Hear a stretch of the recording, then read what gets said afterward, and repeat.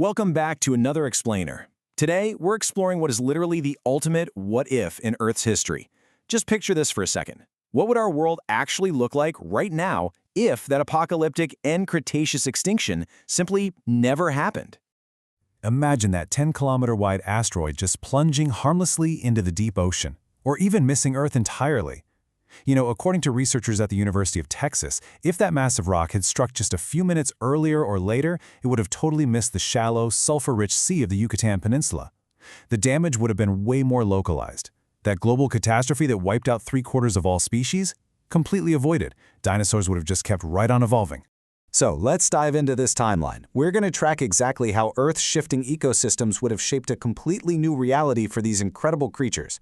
Starting from the moment the asteroid misses 66 million years ago, through the dramatic global cooling 34 million years ago, all the way to a hypothetical modern world where humans and dinosaurs actually coexist. All right, Section 1. Why mammals survived and dinosaurs didn't. To really wrap our heads around this alternate history, we first have to look at the hard data of why mammals made it through the real extinction. And this brilliantly illustrates the food web architectures back then. Scientists use these complex mathematical models called Markov networks to map out ancient North American food webs. Basically, it lets us see exactly who was eating whom and how those networks were already shifting way before the asteroid ever showed up. Now, what's really fascinating here is the stark contrast between the massive plant-eating dinosaurs and the small mammals. The mega herbivores, like Triceratops, were stuck in very static, rigid niches. They were incredibly good at what they did, sure, but they were almost too specialized. So when the food web suddenly collapsed from the impact winter, they just couldn't adapt. But the small mammals, they were already super plastic. They were relaxing their niche limits and expanding their dietary flexibility long before the rock hit. The crucial takeaway here is that mammals were already increasing their impact and expanding their habitats. This chart measures something called eigenvector centrality, which honestly is just a fancy scientific way of showing who the most influential players are in an ecosystem. And as you can see, smaller vertebrates and early mammals were already taking center stage. That diversification is exactly what gave them the toolkit to survive the apocalypse. Moving on to Section 2, Designing the New Dinosaurs. If the asteroid had missed, those ecological pressures would have just kept going. This idea was actually masterfully explored back in 1988 by Dougal Dixon in his speculative zoology book, The New Dinosaurs. He hypothesized a world where, as forests receded and grasslands took over, dinosaur diversity might actually shrink to match the plains. But the adaptations he predicted? Wild. He saw widespread fuzzy insulation on dinosaurs way before the scientific community fully accepted feathers. He envisioned giant scavengers losing their front limbs entirely, and even tree-dwelling dinosaurs co-evolving with new flowering plants. What's crazy is that leading paleontologists today look back at Dixon's work and note just how far ahead of its time it was. For example, Dixon imagined this animal he called the lenk, a flightless, striding pterosaur roaming the African grasslands on folded wings. Well, fast forward to today, and scientists realize that real late Cretaceous ostarchids, those massive flying reptiles, were actually highly competent walkers on land. He completely hit the nail on the head. Which brings us to Section 3, the Dinosauroid Thought Experiment. Now we get into the most controversial theory in this whole alternate timeline, human-level intelligence. Back in 1982, Dale A. Russell noticed that certain dinosaurs, like the troodontids, were developing larger and larger brains relative to their bodies. A dinosaur like Steniocosaurus already had binocular vision, semi-manipulative fingers, and a brain-to-body ratio 6 times higher than its peers. Russell wondered, what would happen if you gave that brain another 66 million years to expand? He came up with a dinosauroid, which, as you can see, looks surprisingly human. But modern scientists absolutely tear this apart.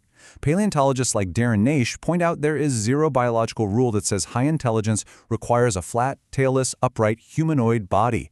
A truly intelligent dinosaur wouldn't look like a guy in a sci-fi lizard suit. It would likely retain its ancestral bird-like body plan, keeping its horizontal posture, a long tail for balance, fuzzy insulation, and it would probably manipulate tools using its beak and feet. Section 4. Limits on dinosaur intelligence. So let's ask the ultimate question. Could a T-Rex or a troodontid actually evolve primate-level cognition? There was a flurry of debate recently when some researchers suggested big theropods might have had primate-like neuron counts. But could they actually fuel a human-sized brain? Well, thermodynamics says, probably not. Recent research highlights 3 brutal constraints that kept dinosaur smarts capped at about the level of an emu. First, massive brains are absolute energy hogs. They need incredibly high oxygen levels. Second, the Mesozoic atmosphere just didn't have the high oxygen to carbon dioxide ratio needed to keep that kind of metabolic fire burning. And third, physically pumping oxygen-rich blood all the way up a long, horizontal dinosaur neck into a massive brain case, you literally hit a thermodynamic wall. It just doesn't work. Section 5. Humans and dinosaurs coexisting.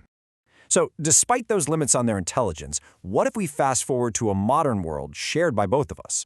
In this alternate reality, giant mammals are suppressed. If the big dinosaurs never leave, mammals never get the chance to become elephants or mammoths. But small mammals, rodents, and tree-dwelling primates, they were already doing just fine living in the margins alongside dinosaurs. As forests thinned out, our early hominid ancestors could absolutely still have climbed down from the trees into dinosaur-patrolled savannas. We might even see cetacean-like marine dinosaurs in the oceans instead of whales. And if you're wondering how we'd survive, Dr. Andy Fark makes a fantastic point here. Our ancestors were incredibly adaptable. I mean, we spent our evolutionary history dodging saber-toothed cats, giant bears, and massive hyenas. If you swap those out for a pack of fast-running raptors or a giant theropod, the survival game is basically the same. Use tools, stick together in social groups, and outthink the predator. We probably would have done okay. But imagine modern life. Picture our agricultural sectors trying to fence out migrating herds of hadrosaurs, or animal control getting called because highly intelligent, feathered scavengers are raiding your suburban trash cans. It would be an entirely different world, but life, both mammalian and reptilian, would have found a way to share the planet. A missed asteroid wouldn't just mean more T-Rexes, it would mean a totally unrecognizable Earth where the evolutionary arms race went in a completely different direction. Humans might still be here, but we'd be sharing our cities with creatures 66 million years in the making. So I'll leave you with this to ponder on your morning commute. Which dinosaur do you think would be the absolute hardest to share a modern city with?